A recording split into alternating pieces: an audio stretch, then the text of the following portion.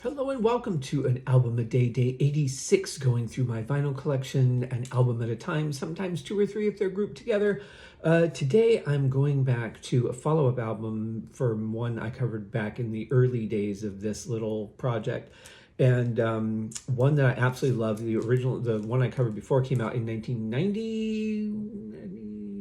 Yes, 90. And then this one came out in 1991. And I'm talking, of course, about Chick Corea and the Electric Band, Beneath the Mask.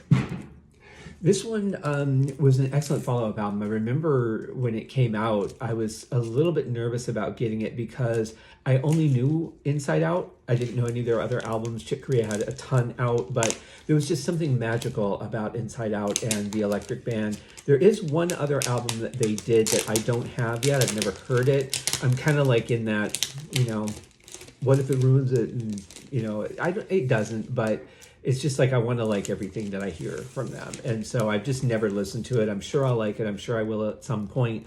But this one is on GRP Records, of course. But this copy, and actually this was never pressed in the US. This was pressed in South Africa for some reason.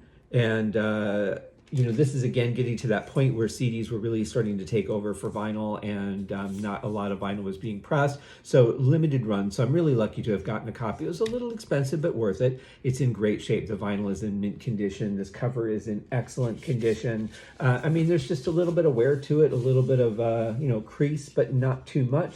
Not John Kreese if you're a Cobra Kai fan, although I'm still reeling from the events of the Cobra Kai finale. Such a fantastic show. Great album. The difference between this and Inside Out, we were talking about the same musicians, but the big difference is there's no one giant epic song that takes up most of side two. So there's a bunch of individual songs that are really, really good. Beneath the Mask, Little Things That Count is just awesome. One of Us Is Over 40. God, to go back to those days. A Wave Goodbye, Lifescape, Jammin' E Cricket. You have to wonder how they come up with these titles. Charged Particles on the second side, Free Step, 99 Flavors, and Illusions. 99 Flavors, another one of my favorite Chick Corea songs. There's just a great ton of energy, some amazing rhythms.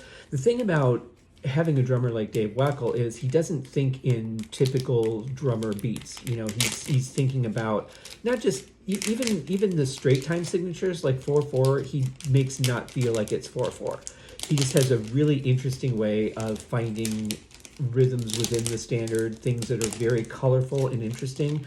Does not have a ridiculously huge drum set that allows a lot of melodic options, but his tom sizes are spread out just enough to give a really good variety of color. And then working with Frank Gambale, John Patitucci, these guys are just top of the game. And so it's a really, really enjoyable album to listen to. If you're a fan of jazz fusion or even curious about, I wouldn't say this is standard jazz fusion. I would say that this is kind of pushing the limits of it a little bit. Very progressive stuff, but really cool and enjoyable. So that is Chick Corea, Beneath the Mask. See you guys tomorrow. Cheers.